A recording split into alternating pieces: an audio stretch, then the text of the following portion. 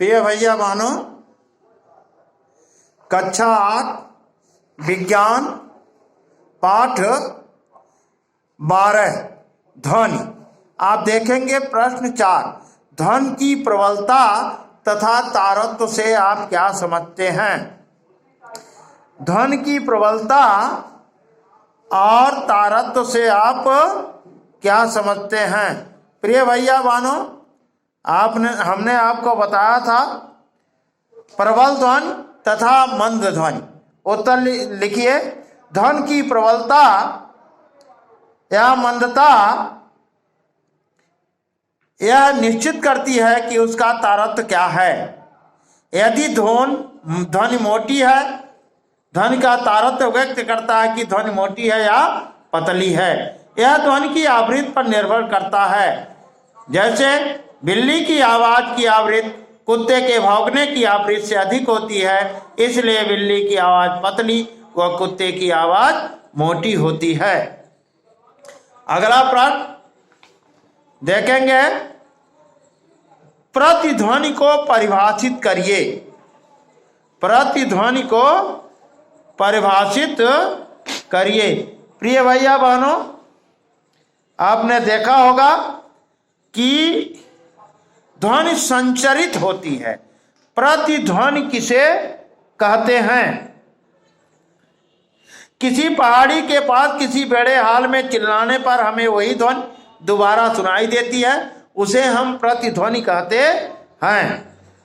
स्पष्ट प्रतिध्वनि सुनने के लिए परावर्तित दूरी की कम से कम 17.2 मीटर औसत होनी चाहिए। प्रतिध्वनि सुनने के लिए मूल ध्वनि परावर्तित ध्वनि के बीच कम से कम 0.1 सेकंड का अंतराल होता है। अगला प्रश्न, श्रव्य तथा पराश्रव्य ध्वनि में अंतर स्पष्ट कीजिए।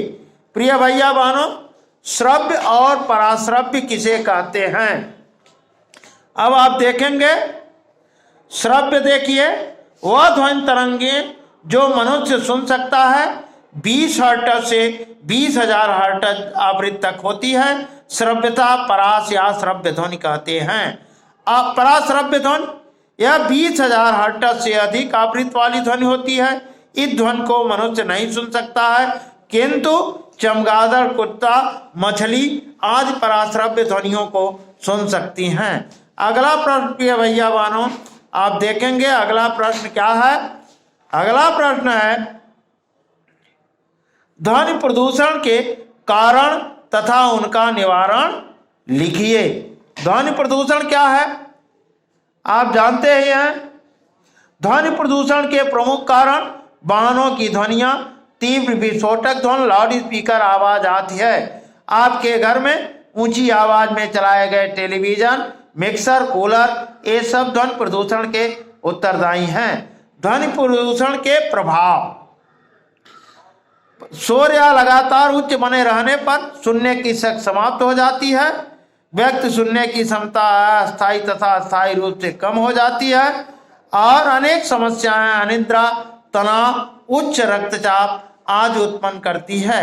अगला प्रश्न देखिए, स्पष्ट कीजिए कि ध्वनि किस प्रकार उत्पन्न होती है। ध्वनि प्रिय भैया बहनों, आपको मैं बताया पहले ही ध्वनि कैसे उत्पन्न होती है। जब आप जोर से चिल्लाते हैं तो आपके कंठ से कंपनों का अनुभव होता है। एक कंपन वाक यंत्र द्वारा होता है और कंपन ध्वनि हमारे कान के पर्दे तक पहुंचती है और कान का पर्दा कंपन करने लगता है और कंपन करने से ध्वनि संकेत मस्तिष्क तक पहुंच जाते हैं। ध्वनि कंपनों के माध्यम से उत्पन्न होती है। प्रिय भैया बहनों, अगला प्रश्न, स्पष्ट कीजिए कि वर्षा काल में बादलों में बिजली की चमक पहले क्यों दिखाई देती है, वह गड़गड़ाहट बाद में क्यों सुनाई देता है। उत्तर, प्रिय भैया बहनों, बादल की जो चमक होती है उसकी चाल अधिक होती है, इसलिए बादलों की चमक पहले दिखाई देती है और ध्वनि की चाल उस चमक की चाल से, प्रकाश की चाल से कम होती है, इसलिए बादलों की गड़गड़ाहट बाद में सुनाई देती है। अगला प्रश्न 10, हमें बांसुरी और कोयल की आवाजें प्रिय लगती हैं परंतु लाउड स्पीकर की तीव्र आवाज प्रिय नहीं लगती, ऐसा क्यों?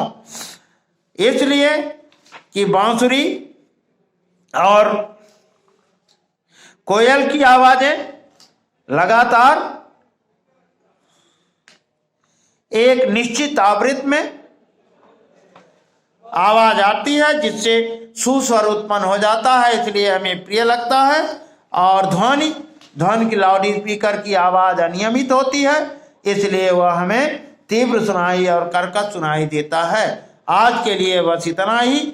आज ये अभ्यास समाप्त हुआ। प्रिय भैया बहनों, कल मैं अगले दिन आपको अभ्यास 13 कार्बन एवं उसके यौगिक पढ़ाएंगे। तब तक के लिए धन्यवाद।